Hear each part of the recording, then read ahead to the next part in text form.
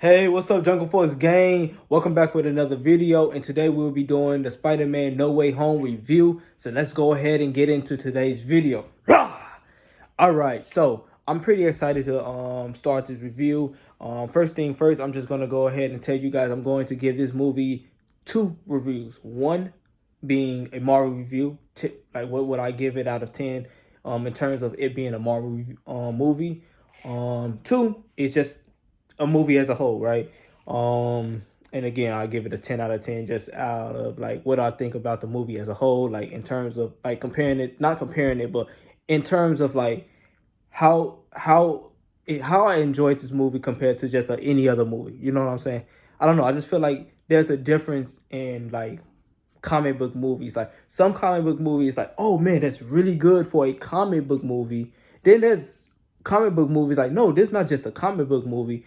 It's a good comic book movie and just a good movie as a whole. So that's the reasoning behind why I will be giving this movie two reviews. So first, in terms of a Marvel movie, I think it's one of the best Marvel movies, but it's not the best Marvel movie, if that makes sense. I don't even think it's the best Spider-Man movie.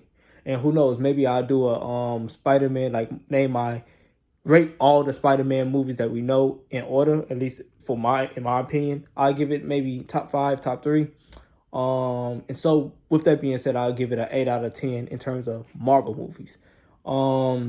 As for movie as a whole, I would give it a 7.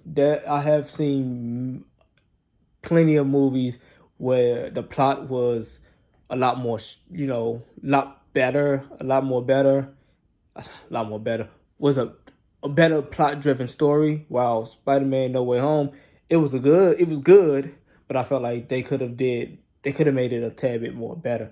So with that being said, I'm going to tell you guys like some of my favorite parts of the movie and some of my least favorite parts. So I don't want to make this review too long. So let's go ahead and start with the cons. Yeah, let's start with the cons. I always like to get the bad news out the way. So personally speaking, some things that I personally, and to be honest, I wouldn't. Would it be called a con? I don't know. Maybe it's more like my preference, but the way I don't like how the plot of the movie is essentially sending these villains back, and they have the tool to do it the entire movie. So the cube thing, the box thing that Doctor Strange gave Spider-Man,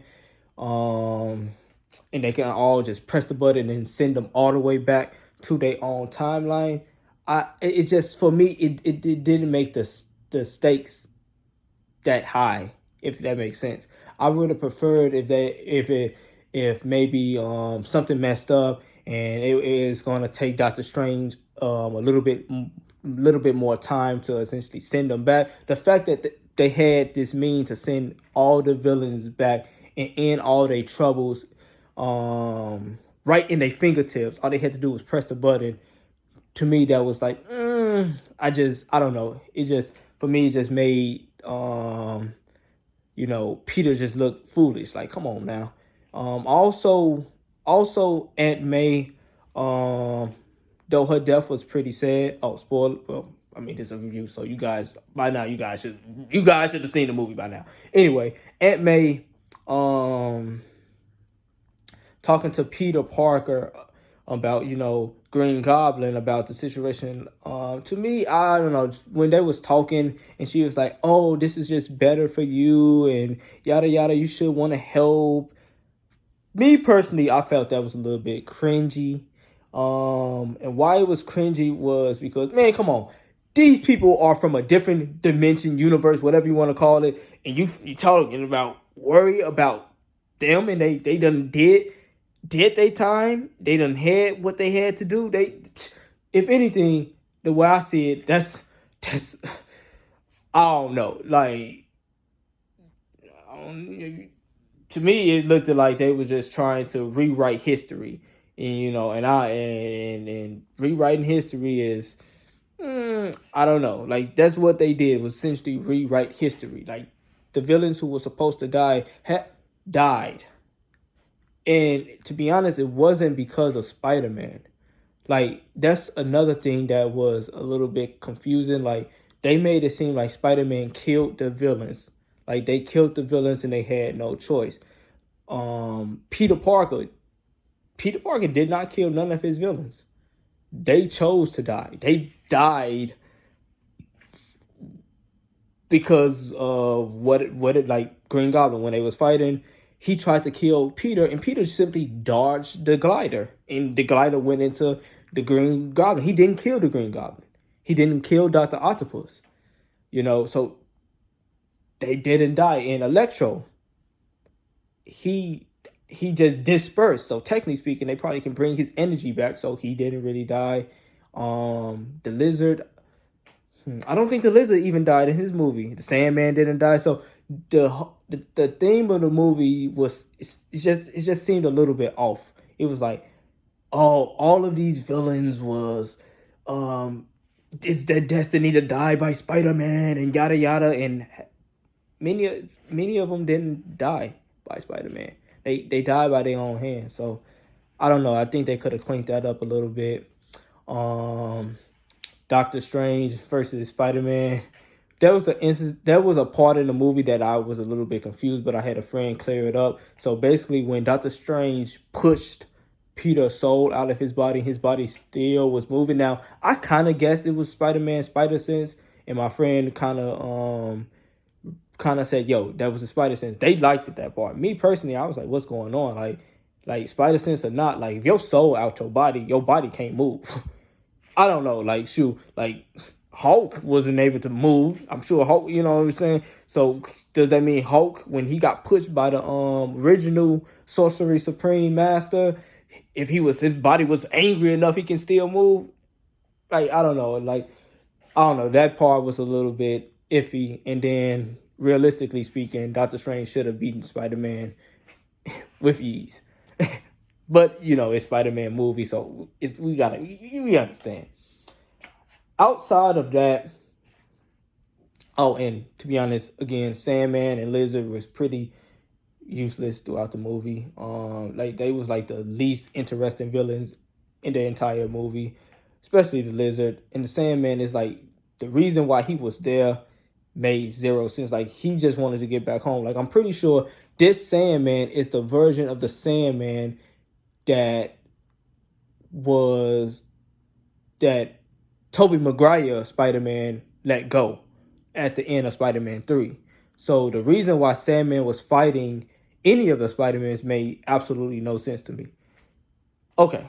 I know I said it sounded like I was saying like just going down on this movie, but I really enjoyed the movie. But the reason why this movie was enjoyable was y'all should know it's like they gave you everything you wanted in terms of like bringing in beloved actors, beloved Spider-Mans, showcasing a lot of things, setting up other, pinpoints, like, Daredevil, Doctor Strange, his second movie or whatnot. So it was a good movie to just see as a comic book fan, and it just gave you that nostalgia feeling watching the movie from beginning to end. And now we're about to get into the pros and what made me just really enjoy this movie. So first thing first, Tom. I really liked how Tom, especially towards the end, how he was realizing that being Spider-Man is a lot more than just going around trying to please and be a hero. Like being a hero is not always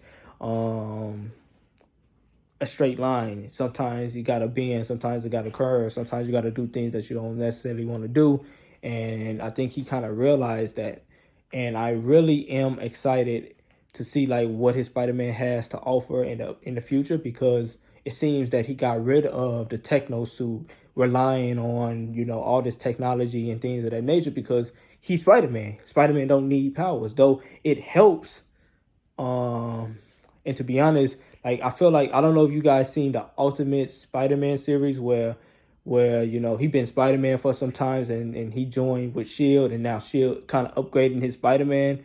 This movie kind of did the reverse, where he kind of was an upgraded Spider-Man, and he thought he needed all these tools to be Spider-Man, but now he's realizing like, yo, I don't need this. I can do my own thing and still do it just as well, because look at these other two Spider-Mans. By the way, I love the intro of Andrew and I love the intro of Toby. Let's talk about Andrew. One of my favorite part. First off, I just want to say all three Spider-Mans was amazing. I was always a fan of all three. Me personally, I like all three Spider-Mans equally for different reasons. You know, I felt like Andrew, he has this. If you've seen the Spectacular Spider-Man, he kind of remind me of that version of Spider-Man. Toby remind me of the old, original OG animated series of Spider-Man. Spider-Man. Tom remind me of like the ultimate, not the ultimate. What was it? Is it the ultimate? There was a Spider-Man cartoon on Disney XD, that version. So all of them brought something to me that reminded me of my childhood. So with that being said, Andrew, I thought he came in really cool, and they didn't believe that Andrew was Spider-Man. That I thought that part was pretty funny, and I don't know, it just fit Andrew so well. And then Toby coming in just in his street clothes, just that fit Toby well, because he's like the OG. He's like the older Spider-Man, so he don't got time for the shenanigans. You feel me? I really liked it how the three Spider-Mans came together to kind of fix and solve the solution of their villains. Though, like I said, the box they could have just pressed it, but hey, the fact that this just gave us more reason for why the Spider-Man had to work together. So that I really liked. I liked how they was kind of I really like the dialogue between each Spider-Man. They basically was just kind of just throwing jabs. Like, I'm sure each of the Spider-Mans have been hearing the community talk about them, have been hearing them talk about like, yo, Andrew is not the best, or yada yada, Toby yada yada, and they poke fun at that, like no hard feelings. And now a lot of people, if you haven't been, if you haven't been living under the rock, a lot of people have been talking about, yeah, I want Andrew back, because Andrew was never a terrible actor. He never did injustice to Spider-Man. He was a great Spider-Man, just like Toby is a great Spider-Man. Tom is a great Spider-Man. So I think by poking fun, by acknowledging like, yo, I understand that y'all think Andrew is the least best Spider-Man, but this movie showcased what you guys was missing out and what you guys did not see at that time, but now realize how great how great of an actor he actually is in this small snippet of a movie, because they wasn't in the movie super long. They wasn't in it from the beginning to end. But they was in it long enough to kind of get that feel of all three versions of Spider-Man, right? So yeah, I like the collab, and I like the fact that it did not feel like they was trying to make one Spider-Man look better than another. It felt like they all had a pretty even part, you know what I mean? And they all kind of got redemption in a sense. And for me, Andrew redemption was when he saved MJ. He was able to save MJ,